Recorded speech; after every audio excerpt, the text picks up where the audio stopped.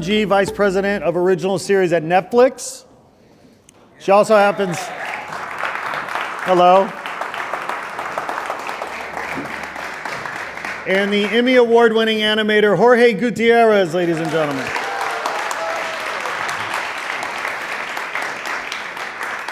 Channing also has the dubious honor of being my wife. And so, she'll never make that mistake twice, that's for sure.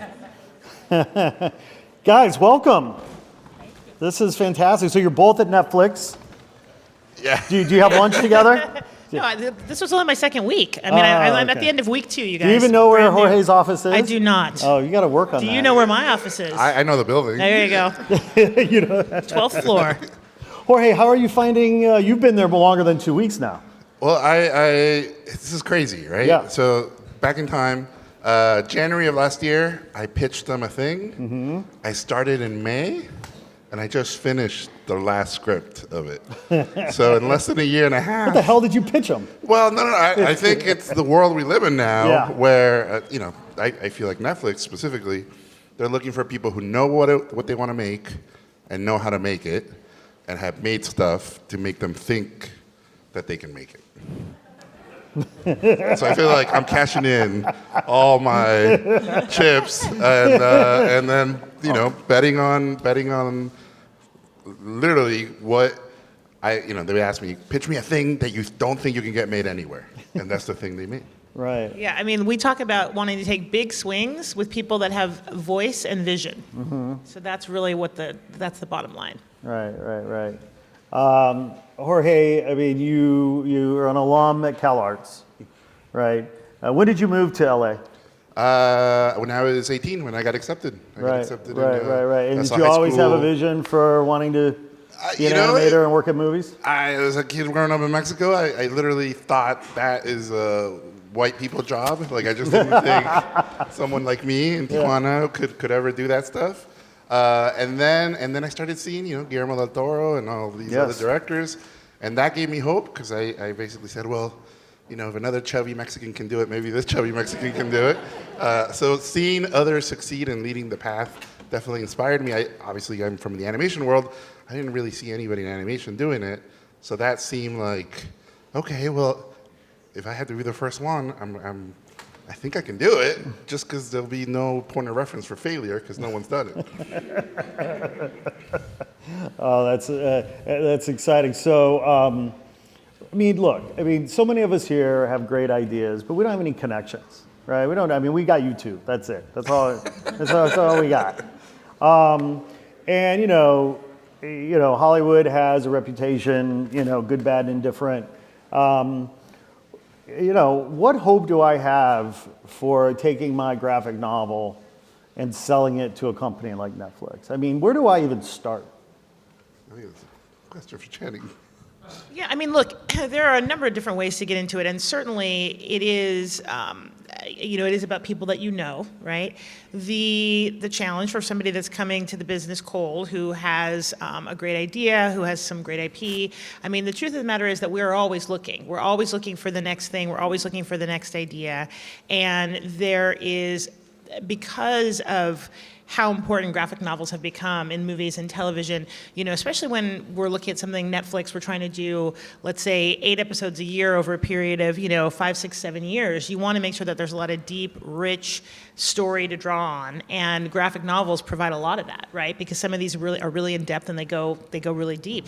The tricky part is getting your stuff in front of the people who are looking for that IP and making those decisions.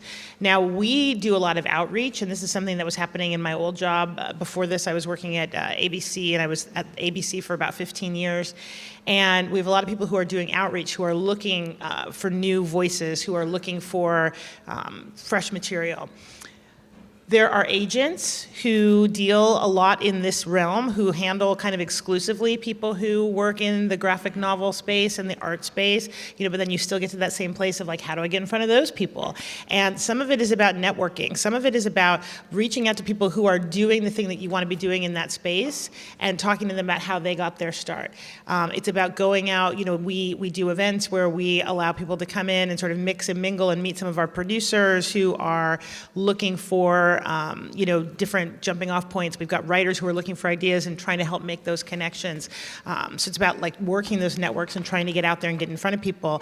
Every person that you talk to that's working in this business has a different story about how they got their connections and how they got their start. And the biggest, most important thing is getting out there and talking to as many people as possible and letting people know that this is the thing that you want to do. I feel like what ends up happening is people sit and they say, wouldn't this be great if, and I would love sometime if this could happen, but people don't know to come tap you on the shoulder and say, hey, I feel like you're sitting on some great IP. If you aren't out there talking about what you want to do, if you aren't out there sharing with people, hey, look, do you know anybody? Does somebody know anybody? And usually, people are always willing to take a meeting with you, even if they don't necessarily have the opportunity for you at this moment. They're willing to take a meeting, talk to you a little bit about how they got to where they're going, and then that door may open another door, which may open another door. Like, I wish it was as easy as me saying, call this 1-800 number, and that's how you make it happen. It's not. There's a lot of hustle that has to happen on your end to try to get there, Right. but it's about that networking. But isn't the good news that we're in a seller's market? We absolutely are, because now there are so many outlets that are looking to program. So many. I mean, the big ones you know about, but I feel like every day I'm hearing about a new network or a new platform that's programming series, and they're all looking for stuff. And the other thing that is really your opportunity, and I want to hear sort of about your start and how you got there, but the other thing that is a really great thing about the time we're living in now is that it's never been easier for you to put your own stuff out. I mean, these days all you need is your iPhone and an internet connection, and you can create your own site, your own page, your own YouTube channel, and there are a lot of people who spend a lot of time looking for great stuff there. I mean, for me, getting out of film school, I worked really hard on a student film. It was super depressing. It was super, super sad, like a lot of student films are. But it got me into festivals and it won awards, and it won a student Emmy. So that opened all these doors, right? And as at that time I got signed with a manager, he said the window just opened this much, and every second it's starting to close again. So you got to take advantage of that little moment. I would go to every studio he'd send me to pitch stuff, and they would say, well, your short is super depressing. How do we know you're funny? Right. And how do we know you can make something short? And when 5 or 6 producers tell you that in a row, I literally went home, got a pirate version of Flash, taught myself Flash, and then in 3 weeks I made a tiny short. I put it online. This is the year 2000. It got 20,000 views in one night. It was a comedy. And that literally the next day I get a phone call from one of the studios going, we saw your thing that you sent us. You proved the thing we asked you in the room. We want to buy your show. Wow. So that was literally like, how do we know you can do the thing? You do the thing. That's right. Right. And that's the hustle, though. Right. That's you. Right. That's you putting your own elbow grease into it. You weren't waiting for somebody to tap you on the shoulder and give you this opportunity. Right. You went and created it. And that's what's really wonderful about this moment in time is that it's very democratic and it's very inexpensive. Even to do a rough prototype of the idea that you're trying to put together, you can actually do that without having to wait for somebody. And then once you have that piece of film, once you have that, 5 minutes of footage, that becomes a calling card for you it's shareable. It's something that you can present to people and say, look, this is what I would do given the chance, given the real budget, this is where I'm going. Yeah. If I did this with no support and nothing, imagine what I can do for you. Right. Exactly. Well, but look, we're artists. We're not writers. I mean, Artists or writers. It's just because I'm a great illustrator, it doesn't mean that I can write a good story. I mean, so what hope do I have of breaking through? Well, I would say, especially in Hollywood, narrative driven, and there's a lot of artists where their paintings and their pieces have a narrative. So even though they might not think of themselves as writers, they're telling stories with their art. Mm-hmm. And I think if you pursue that, because that's what happened to me, I just bought books, how to write a screenplay in 21 days, and you teach yourself that stuff. So you learned in 21 days. Took me a lot longer than that, but I mean, we talk about this all the time. Honestly, there's no trick, and there's no 10 things to do to become a blah blah blah. Yes, yes. It's like all the artists in the room. The only way to get better is to do a ton of shitty stuff, and you get better every time. That's how writing works. Everybody starts super shitty. It's like stand up. Yeah. People are terrible when they start. It's who gets back up on stage and who keeps going, and that's the only way you get better. And the only cost of all this is time. Yeah. So. But and then to that point, I mean, you're right. Not everybody's a writer. Not everybody wants to be a writer, right? And not everybody wants to write movies. Not everybody wants to write for television. You have a lot of writers who are great writers who don't have any ideas. I mean, the crazy amount is how many writers, and we used to do, we don't do it as much anymore, but when I was at ABC, we used to have a lot of writers where we would give them like what we call the blind script commitment. So we were gonna pay them X amount of dollars to write a script as long as they came up with an idea. They don't have any ideas. They meet with producers, they look at newspaper articles, they look at books, they look at all different things for inspiration. And if you are a person who has been drawing the same figure or series of figures, they live in a universe that you've created in your head, they have stories, they have places that they're going. You don't necessarily want to be the person to write those stories into a screenplay, but that could be the thing that becomes inspiration for this person who is a great writer that doesn't have the idea. There's an opportunity for collaboration that can come from this. Right. Yeah, I mean, team up with people who are really good at the thing you don't know how to do or you hate, and vice versa. Mm-hmm. And then, Wonder Twins. 1 + 1 = 3. Well, but that reminds me of something I've heard over the last, couple of years or whatever, that like writers are now hiring illustrators to create graphic novels based on their scripts as a way of bringing that to life in a way that hopefully makes it more real for the buyer. Is that?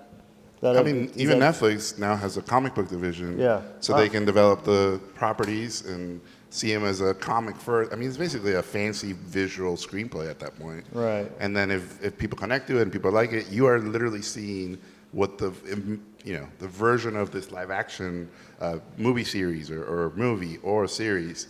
It's all been figured out. So I totally think, with the attention span of Hollywood these days, it's a lot easier to see it and read it than just read it and try to imagine it. I would say a lot of executives have a hard time imagining the visuals. So I can tell you, I've found myself right in some rooms over the last couple of years trying to pitch some ideas, and boy, have I screwed it up.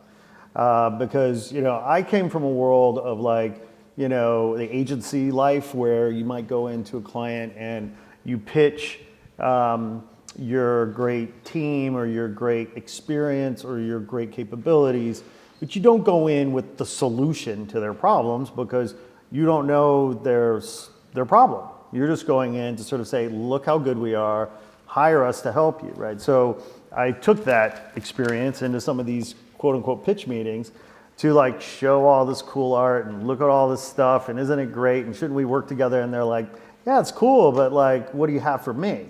Right. And one of the things that I took away from that was in Hollywood, it feels like you got to go in, they want your idea. You got to go in with a very specific pitch around a very specific idea, and they want to react to that. They're not in the business of collaboration of look at all this cool stuff I can do, let's collaborate and brainstorm and come up with something. Well, I think part of that just comes literally with the sheer volume of pitches and things that come in the door, right? And people don't necessarily have the time to ferret through all your stuff and try to pinpoint the one thing here or there. And what I was saying a few minutes ago about we're looking for people that have voice and vision. And I'm always, I teach at UCLA, and I always am telling my students, what's the story that you're burning to tell? What's this idea that is keeping you up at night, that's driving you? This is the thing that you have to share, because that's going to end up being, at least at this moment in time, your best work. And if you come in and you say, I've got all these things, it's hard for me to be excited and to jump on board. If you give me something and you say, this is the thing I'm dying to do, then my reaction's either going to be yes, I'm excited, let's do this together, or it might be, look, this particular idea steps on something we're already doing, or whatever, we can't do this, but I love your enthusiasm, let's talk about something else, right? Because I'm looking for somebody that has a point of view and a perspective and has a story that they're dying to tell. Because a lot of times it's going to take a lot of work to get that story to where it needs to go, and I want somebody that's ready to dive in and be focused on that thing.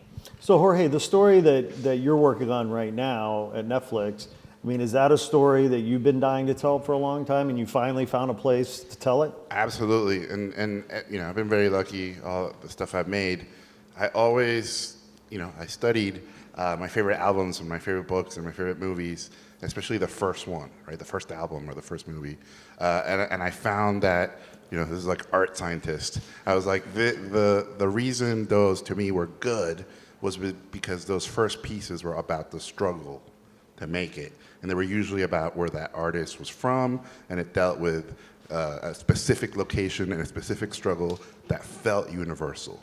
So what I gathered from that was anything I pitch has to come from a real place, and it has to come from a personal experience. And honestly, if it hurts, it's even better, right? Because you're going deep inside. And so any project I pitch, I go, here's where this came from. And like you, literally, like you said, here's why I'm going to make it, because I need to make it, and I would love to make it with you guys, but if you guys don't want to make it, that's cool. I'll find someone else, but I'm going to make this thing. Right. But okay, so if you're going that deep though, right, and coming up with something that is so personal and maybe even hurts on some level, and then you go in and you pitch that or sell that or, you know, develop that with, you know, Netflix or another studio. And then you have people coming in giving you notes about how this isn't right or that's not working or this is right. Like, that must suck. That must hurt because I mean, this is your personal story that you're dying to tell. And now you've got all these suits telling you, you know, what's wrong with it. Like, Well, I mean, I always say I do the creative stuff for free. They pay me to put up with all that other stuff. That's super hard. But you know, the cliche is true. Every no and suggestion is an opportunity to make it better. And as the person who's usually in the position of giving the notes, right? Because that's been my job, that's been my career. I'm not the artist, but the way that I've always seen my job, and I was actually just on the phone yesterday with a showrunner, and we were talking about some stuff, and I was saying, look, I feel like it's my job to help you do your best work. I'm here to help you tell your story in the best possible way. And when I give a note, it's because we've talked enough about the story that you're trying to tell that I feel like I understand what it is you want to say. And what is currently on the page or what's currently in the cut isn't doing the job of telling the thing that I know you want to say.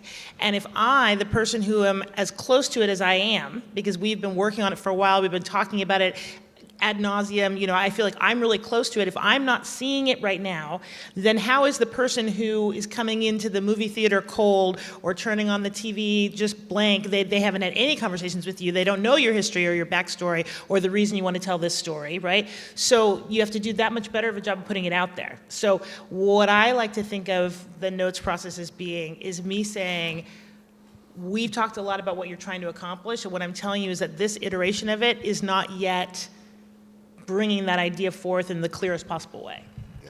I mean, there must be an art to note giving.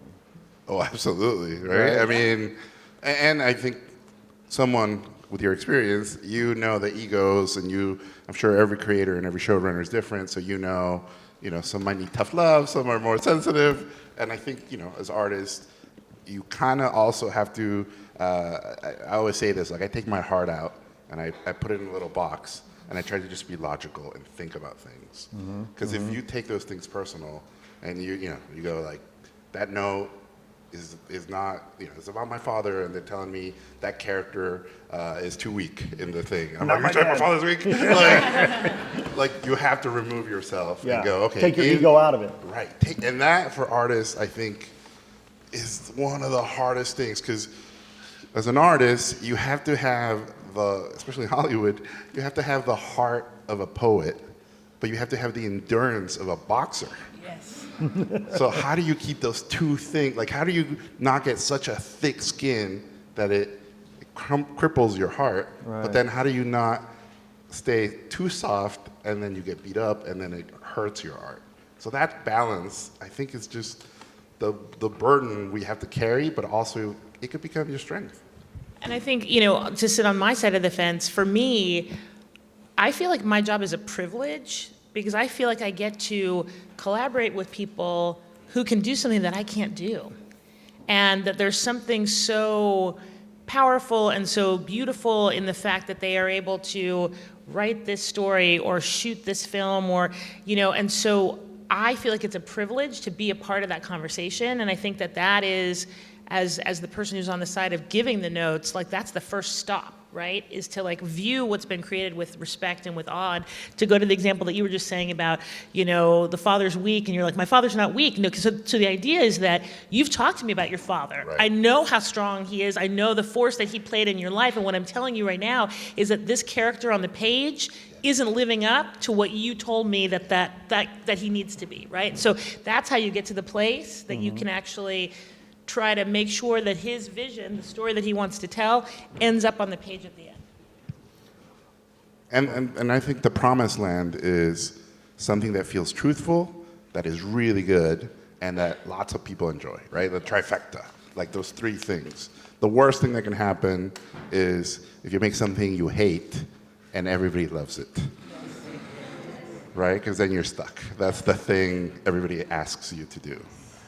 There are two things about storytelling that I want to share. The first is that you touched on earlier, which is trying to find the universal in the specific, right? And like the best stories come from a very specific place, from a very personal place, but you also want to give the audience sort of something about it, that universal access point that lets them in. And the other thing is my friend Michael Seitzman says this a lot, but it's been said before by others, but the best storytelling is a window and a mirror, right? It gives the audience a window into a world or a life or a culture or a people that they didn't have before. They're getting a glimpse into something new. But then there's also something about that art that holds a mirror up to them so that it resonates with their life and their experience and all the rest of it. And if you can find that, if you can give the audience the window and the mirror, that's when you really get to that transcendental place where the art like takes on a life that's even bigger than it started out. Well, Jorge, you've talked a little bit about some of the challenges sort of working with executives in the business, right, as an artist. Channing, you've dealt with so many artists over the years as an executive. I mean, talk a little bit about those artists that you've worked with and the ones that really stand out as being, like, what are some of the attributes and the hallmarks of professional artists that are good collaborators in your business? Well, I mean, to be honest, like Jorge kind of touched on a lot of it already. It's people who are willing to dive in and dig deep and go to that place where they are allowing themselves to be vulnerable in their storytelling. And the best ones can really do that. They go to the places that are scary and they're not afraid to share that, because that's what makes real art that touches you. Mm-hmm, mm-hmm. But it's also about being able to take that and share that and then be able to set it here and be able to look at it with some objectivity, which doesn't always happen in the moment, and that's one of the things that I sometimes experience as you're going through the notes process, particularly if it's a big note or it's something that's very, potentially controversial. A lot of times, like, I'll make that just the subject of the call and the conversation, just that one thing. Let's kind of put that out there and we're going to put that out there and then let's resume this conversation tomorrow. Because I think it's important for us both to take a step back and really think about what that may mean to the piece or the project, and then to give the artist some time to process and then come back. And sometimes they come back and they say, look, I understand what you're saying and I understand why that makes objective sense, but I'm telling you that what I'm doing here, it has to be this way, and then it's my turn to kind of go back and forth. And it's a process. It's a little bit of a dance. And sometimes the answers are clear, and sometimes it takes some time to get there. Absolutely. And you have to know what to fold and what to hold, and you got to know all that stuff. I used to make the horrible mistake of, when notes would come in, I would read them and then immediately, in a rage, write back my replies. That was the young, stupid me. New, more mature me gets the notes, reads them. I still go into a rage, but I don't write anything down. I go to sleep. Yes. I come back the next day, 10 o'clock in the morning, have a shot of tequila, reread the notes, and then write more, mature replies. Yeah. But I used to take that stuff super personal. So the note is tequila, a shot of tequila. I mean, on both sides. On both sides, yeah. And I've been on the note-giving side too. I'm currently running a thing where I have writers under me and artists under me, and I feel like, oh my God, I am the person that they must go in a rage and hate me. Right. So I try to put myself in their place too, and sort of have empathy through that process. But we all want the same thing. We all want it to be really good. Right. So I have to keep reminding myself that, like, this is not an attack on me as an individual. This is how do we make this better? Yeah. Right. And sometimes you have to think about, like, I always think about what the end result, for the consumer, for the person that's going to be enjoying this art, right? Are the notes that we're giving going to move the needle in a way that makes that experience more positive? Is that going to bring the consumer a richer, fuller, better experience? And if that's the case, then it's probably a note that we should talk about and discuss. And if it's not, if it's the difference between, like, this person wearing a red shirt or a blue shirt, like, who cares? Like, why are you going to even bother with that? Sometimes people feel like they have to give notes for the sake of giving notes. And it's not Those not people about are that. the worst people in the world. They're just trying to justify their jobs a lot of the time. They feel like if they're not offering something up, then they're not contributing. But it's not about that. It's about, like, how is this note going to change the ultimate experience of the art itself, right? And if that's the case, then it's worth talking about. And then sometimes it's from a practical standpoint, right? Like the person, the person's story. Like, sometimes it matters really deeply where something is set, right? Like, the location is in and of itself a critical part of the story. And other times, it's not really that big of a deal, right? And so we could actually save a lot of money by shooting this in this location as opposed to this location, and we can spend that money on something else that is important to the story. But there have been times when I was doing pilots and stuff at ABC where the writer would say, like, I get why this is going to be more cost effective, but, like, I can't tell this story if it's not here, because the way that I experienced it, the important thing that I need the audience to understand can only be here. And so then we say, okay, well, we're going to figure out some other way to get it done. Right. I'll tell you a quick story. So we're making Book Alive. Guillermo del Toro's in the room. All these Fox executives are there. And the consumer products executive says, the main character has pink socks. You need to change that color because little boys will not buy a toy with pink on it. Right? So Guillermo del Toro stands up and leaves the room. So everybody's like, Jorge, go get him, right? Like, he's so offended. So I go and he's walking to his car and he's laughing. And he goes, Gordo, because that's what he calls me, right? Gordo, I can't wait to hear how you're going to fix that. I'm going to lunch. So he leaves and I run back and I'm like, guys, he's super upset. And I sit down, and everybody's looking at me, and I start, like, racking my brain. I'm like, okay, it's part of the culture. This is bullfighting. He's a bullfighter. Those are the color of the socks. There's something feminine about bullfighting. That's why it's that color. And the executives are like, no, you can't have a toy with pink. So then I go, the movie comes out in October. NFL, NBA, all these professional super macho leagues wear pink because of breast cancer awareness. Are you saying 20th Century Fox is against breast cancer awareness? Bravo. And the consumer products lady goes, you can have your pink socks. But that's how that world, I mean, you got to be on it. Man, you flipped it on him, man. Like, that was brilliant. It's executive kung fu. Like, I bow down. Look out for this guy, Channing. So that's a good segue. I mean, that's a good point, right? So, the name of this panel is How to Pitch Your Ideas in Hollywood, right? And your story is really interesting for a lot of reasons. One of the reasons being that, here you are, and let's just call it a pitch meeting, right? And you're trying to persuade and compel and sell, right, your ideas. And that pitch meeting was unique unto itself for whatever reason, but you had to pull a rabbit out of the hat to win the pitch. so to speak, right?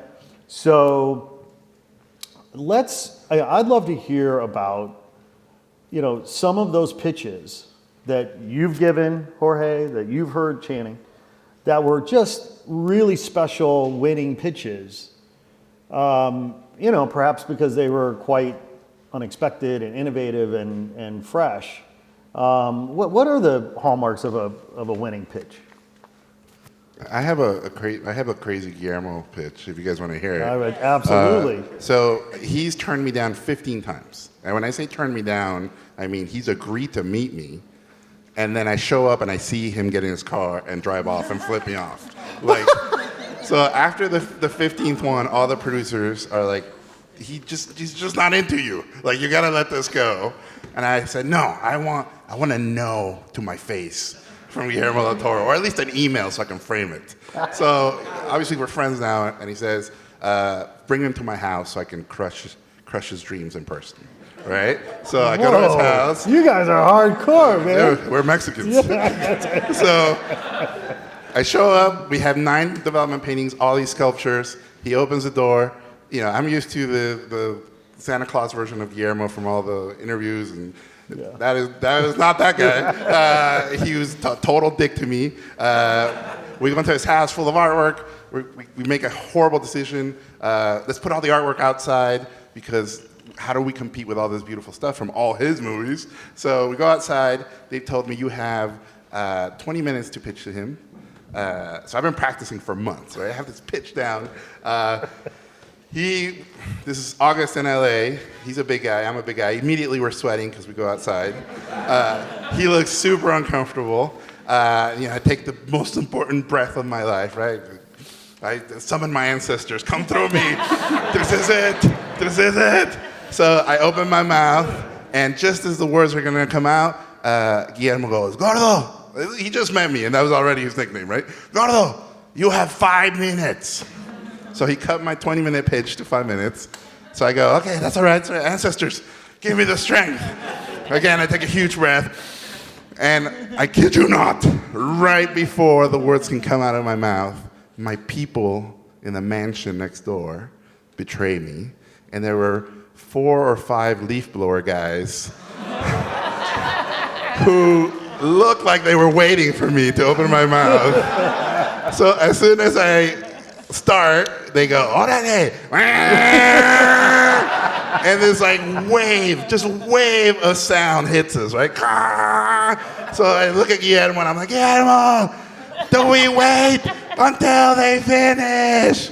And he looks at me, beautiful eyes. He's staring at me and he goes, Gordo, 4 minutes.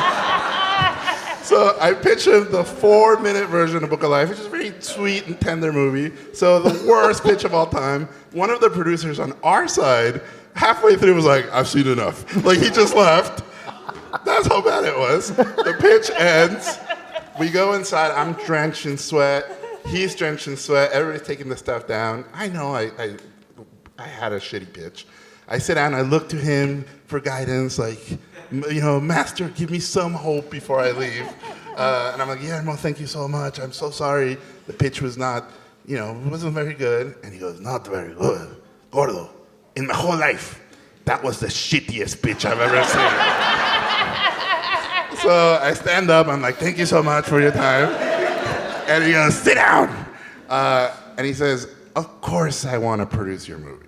I know who you are because I have 2 daughters.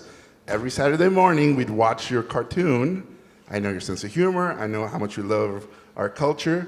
Of course I'm going to be your producer. Wow. So I stand up, right? I'm drenched. And I peed my pants, but I was so sweaty. No one could tell. Guillermo's drenched. We hug.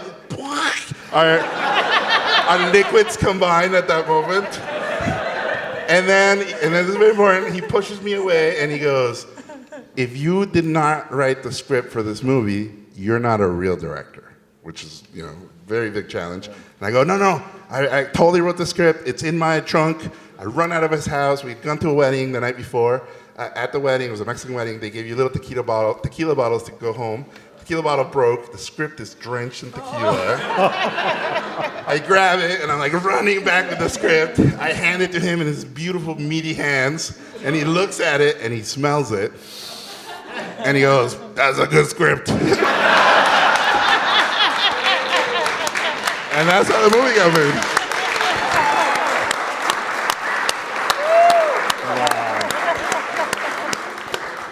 And by the way, the story I just told you guys, it's all true, but I cut out all the horrible parts, and I left the Hollywood structure act in there. So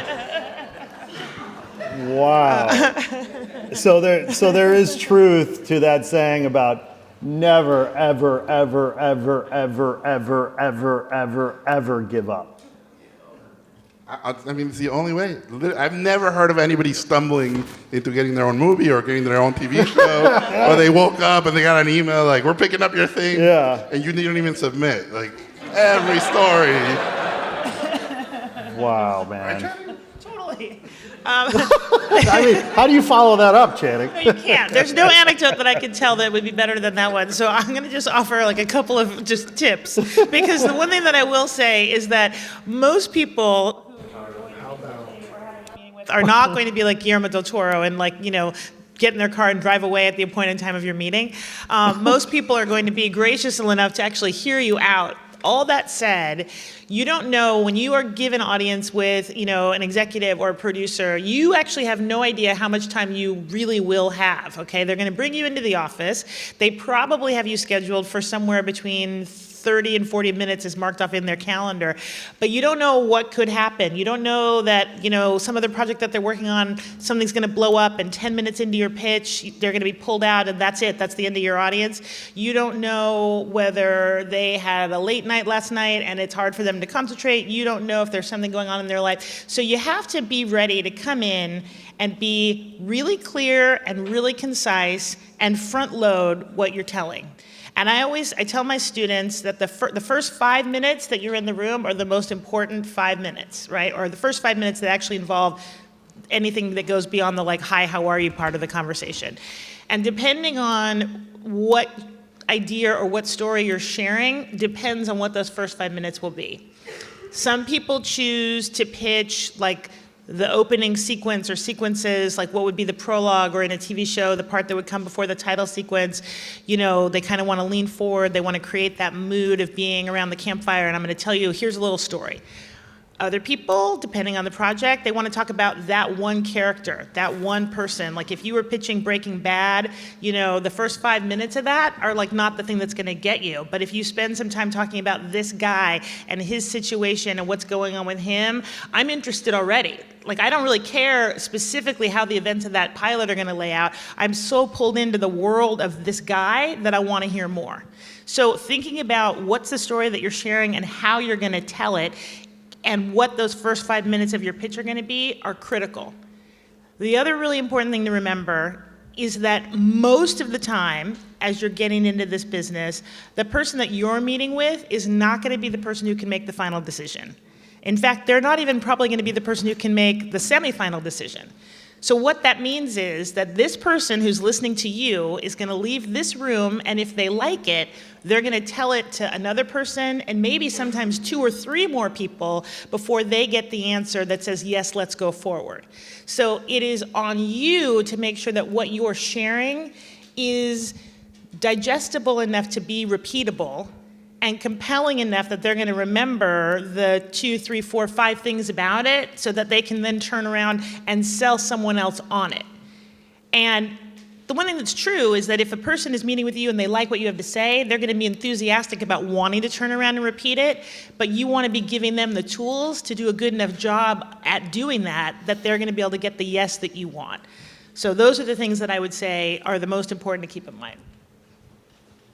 Well, that's still not as good as Jorge. I told you it wasn't going to be as good. I'm just trying to be practical. I mean, yeah. This is, yeah. Right. So I'm guessing, right, just like there are so many different stories to tell, that there are many different ways of pitching those stories, right? And so one of the thoughts or ideas that I heard a while back, I want to see if there was any merit to this with you pros. So I remember somebody once saying, you know what, if you're an artist and you have a character, and okay, maybe you have a backstory for that character, maybe you don't, whatever, but you might be tempted to go in and show them your character and talk about that, when in fact that is a very one-dimensional kind of approach. That to be as persuasive or compelling as you can be, create a universe with that character. In other words, and this person was telling me to extrapolate that all the way through merchandising, right? So you go into the pitch, and sure, you have the character, the backstory, and the story, but then you take those visual elements and then you show you get their capitalistic tendencies stirred up by showing them how that IP can be merchandised across any number of other product lines and so on and so on. So you're building this universe. You're pitching a universe. You're not just pitching a one-dimensional character. And is there any merit to that? I mean, have you guys ever been pitched by artists that have come in with lots of visuals and lots of... Doesn't seem like it. I mean, in animation, one of the bad things that happens is if the art is really good, it usually means it's compensating for the story not being good. Interesting. And if the story is amazing, the art is secondary. Like the story will drive everything. So that's the problem with a lot of, especially art world people who are pitching, basically what you're pitching is a look, but you're not pitching a story. Right. And if it's a character but there's no story behind the character, there's nothing there. Right. Yeah, and you said two different things. Like one is creating a whole universe for this character, and the other is taking it all the way to like merchandising, right? Mm-hmm. And the truth of the matter is, there's a whole, at any of these, ABC is a part of Disney, so in, Disney's consumer products, that's its own whole universe. But at most places, the decision about what products are going to be monetized in the consumer products way is made completely separately from the people who are doing the creative decisions about the stories, and that's not even something that they're worried about. When, I'm in a room, I'm hearing, as a Warner Brothers is like, does this character or characters or universe merit a movie to be told about it, right? If you're thinking about, and usually with a movie, it's like you don't even care about the universe. You just care about the idea that there's going to be 2 hours worth of story in here. Now, great if you're sitting on Harry Potter and there's going to be like 7, 8 movies that come out as a result of that. But most of the time, a movie is just a movie. Like, how rich is that story, and is it going to make for a compelling 2 hours? In television, it's more about, can this character or characters sustain a universe that's going to be interesting enough for 2-3 seasons, which is usually all you're thinking about at most when you first get started. And then some shows end up having a life of their own and they go on and on. But you want to know, is there enough richness in watching these characters go through their paces that you can see enough runway for that? But again, I'm not worrying about any kind of like toys or shirts or hats or whatever. If the show works, that stuff will come later. It's more about, is this character rich enough to sustain the universe of the story? For example, to me, Lego Movie is an example of an anomaly that has caused a lot of damage now. Because when that was announced, everybody was very cynical. How can you make a movie about literally a toy brand? Yeah. And then, Chris Miller and Phil Lord, Chris Miller, the writer-directors, they made an incredible movie out of it. Right. So what that what that did was it basically told Hollywood, we can now make movies about, dominoes and silly putty and dice, and we can now make movies about everything. Yeah. We can make movies about emojis, right? So those movies started not doing well, and it wasn't because it really was because of the artist behind the idea executed to a level that was incredible. But I think this concept of the cart before the horse, I don't think that's how it works. Like, this is super popular, we're going to make a movie out of this. That rarely works. Yeah. But isn't that classic Hollywood too? I mean, I wonder how many people passed on the Legos movie until finally somebody had the guts to take a risk on it, and then of course everybody wants to follow suit. Well, a risk on it wasn't that big of a risk. The biggest toy brand in the world. I think the filmmakers took a risk, right, taking that assignment on. Well, and I think, look, it comes back to the idea that, like Lord Miller, and obviously I wasn't in that room, but because a lot of times that does happen, right? Somebody tasks the executive or the producer, like, go find this and go make this happen, and then they're going to go off and do it. And, the producer of the Lego Movie is a friend of mine, Dan Lin. The truth of what I think Lord Miller did is that they actually came up with a story that they were passionate about telling. They had a vision for what that story would be, and they had the comedic voice to carry it off. But I think what they were able to do was sort of separate themselves from Lego as product, because that story, by the way, I've only seen the first one, but that would have worked. It was a great story, even if you changed the things and not made them Legos and made them something else, right? You know what I mean? It was still a great story, and then the fact that it happened to be made with little people that were in the shape of Legos, well, that all kind of came together, but it wouldn't have worked just to say, like, we're doing this because it's Legos, if that makes sense. Yeah. Wow. Jorge, I'm still like processing the. I mean, that is just now. What's so interesting to me about that story is like it's almost like he, was trying to just prove your grit. Like. Yeah. I mean, he's told me many times, I'm going to be as hard on you as I wish people were on me, so that you'll suffer less later. Which is very Catholic, right? Like, psh, psh, I'm going to beat you. I'm going to beat you so bad that it doesn't hurt when the others beat you. Right. Thank you, Guillermo. So, do you have any ego left, Jorge? Well, I we were just talking about this, my wife and I. The reason we think, a lot of people in Mexico say this, the reason Mexican boxers are good is because they can take a punch and keep going. And so I think I take that to heart, and I'm the guy who, when our TV show got canceled, my wife, to this day, will never work with Nickelodeon again. Like, she's so angry. The day we got canceled, I wrote them this big thank you. And I said, thank you for spending $20 million to make our show. Right. I can't wait to make something else with you guys one day, but thank you for this. Yeah. And move on to the next thing. Like, it's someone else's money. Thank you. So, what was the rationale for cancellation? Our show came out in a time where I could have predicted Donald Trump winning because we got a lot of hate mail. This is at Nickelodeon. This is a little kids show. The kids are writing the hate mail. Well, who knows who's writing the hate mail? But I would put it on my wall, and it was, why would I want to watch a show about Mike Gardner? Or this show is about them, it's not about us. Like all that stuff, and it really sort of gave me a glimpse into what basically that part of the U.S. was feeling about foreigners. Okay, so that tees up a somewhat maybe provocative question, but I'll ask it anyway. So, would you have been able to sell Book of Life to an executive who wasn't an executive of color? Like if you were pitching to a classic white executive in Hollywood, would they have appreciated Book of Life the way Guillermo did, or some other executive? Well, when I first pitched it was the year 2000. I got told no at every studio, Disney, Warner's, everybody. And the three things I was told was, you're just some dumb kid out of school. We're not going to give you a movie. Go make a TV show. So I wrote that down. I was like, okay, make TV show. Two, no, this is not what I was told. No one wants to see a movie about Mexicans, let alone dead Mexicans. Right? Cut to Coco and Book of Life. Right. And then number three, we just don't make movies like this. And like this meant like you.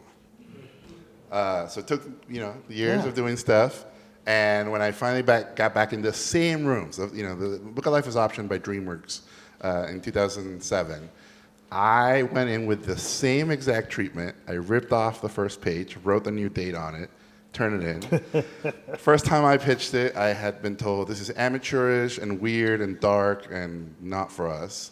Same document at DreamWorks. This is original and brilliant and a new voice that we've never heard before. Why? Because the world had changed. Yeah. And those executives now were looking for something different. So I'll say, I believe this is a golden era for women and people of color to get their stuff made. For the first time, the box office, because it all comes down to money. Box office is now saying, yes, make us stuff, right? Black Panther, Crazy Rich Asians, Captain Marvel just happened, Wonder Woman. All these movies are basically telling Hollywood, yes, people want to see themselves reflected, and the people behind the scenes have a view that is more in tune with what they're showcasing. And so for the first time ever, I joke about this, but I say, like, white men, you had a really good run. It was awesome. But now they're letting other people do stuff too. Right.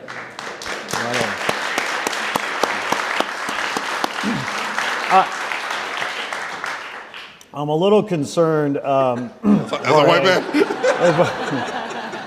Sorry. Yeah. Well, I wasn't even talking about my white privilege. What I was about to say was that the people in the audience, based on hearing these stories, like, they either want to run the opposite direction from Hollywood, right, or they want to go right to it, because I think what you're getting at is it's a test, it's a gauntlet, right, and it's a test of endurance, a test of wits, a test of courage, all those things, not for the weak of heart. But that's every industry, right? Lawyers and doctors and the taco stand guy. Excellent. Like, he's Excellent. fighting the other taco stand guys to see who does the best tacos. Like, I used to think, like, oh, poor us artists dealing with, no, this is everybody, everywhere. Right. Excellence only comes at a huge sacrifice, right? Well, it comes at a huge sacrifice, but it also comes with your 10,000 hours. That's what I always tell people, when they talk about, you do such a great job of giving notes, or how did you figure out how to fix that project? I said, I've been doing this for a really long time, and the first time you do anything, I tell my students, I say, if you want to be successful on this side of the business as, a development executive or a producer or any of those things, you need to watch everything and you need to read everything. Because the first time if you've read 5 scripts, then one's the best and one's the worst. And if you read 50, then one's the best and one's the worst. And when you've read as many as I have now, which I think if you put them end over end at this point, you could probably circle the globe with how many scripts I've read. That's part of what gets you the sense of how it works, right? Because you've read enough and you have sort of the depth and the breadth to talk about what works and what doesn't, because you've worked on them, you've read them, you've lived them, and it's the same for anything. I mean, you guys are artists. Whatever the first time you drew something, or the first time you created something, or the first photograph you took, it probably wasn't great. But because you love it, you keep doing it, you get better at it. And this is all true. Every time you go into a pitch meeting, your first pitch is not going to be your best pitch, But the more you do it, the more you train those muscles to understand how it works. But yes, there is really no version of the overnight success. There just isn't. I mean, people like to think that happens. It doesn't happen. Well, one of the best advices I got was, don't sell the dish. Sell the cook, right? Don't be defined by that one dish. You want to be the guy who's cooking various things, and people come for the flavor, and they know what they're getting from you. Right. So build that up. Right. Yeah, I mean, that's one of the reasons that we wanted to do this conference was to help reset expectations, right? Because I think not just among artists, but I think largely among our fellow countrymen, we have like an epidemic of unrealistic expectations, right? About how hard things are, how long things take. We're a culture of instant gratification, drive-through, push-button, lifestyle, and excellence doesn't work that way. Certainly, honing your craft, becoming world class in your given field takes 10,000, 20,000, 30,000 hours, and it's a struggle and it's hard work, but it's worth it. And conferences like this, I think, hopefully, help to sort of build community around the struggle and understand that that's what it takes. It takes the struggle, it takes the commitment. and never, ever, ever, ever, ever, ever, ever, ever, ever, ever give up. Yeah, I mean, one of the questions, two questions I get asked all the time are, what are some tricks to get ahead? And what are the shortcuts? Yeah, tell me, please. Yeah, it's like there is no. I always say Hollywood is a bank, and the way I broke into the bank and stole from the safe was my own way. But I studied other thieves and the vaults and how things worked. There will always be a bank, and there will always be thieves. So you have to figure out how you're gonna get in. Yeah, love it. Go Guys, crime. Go, yeah. Jorge Gutierrez and Channing Dungey. Thank you, guys.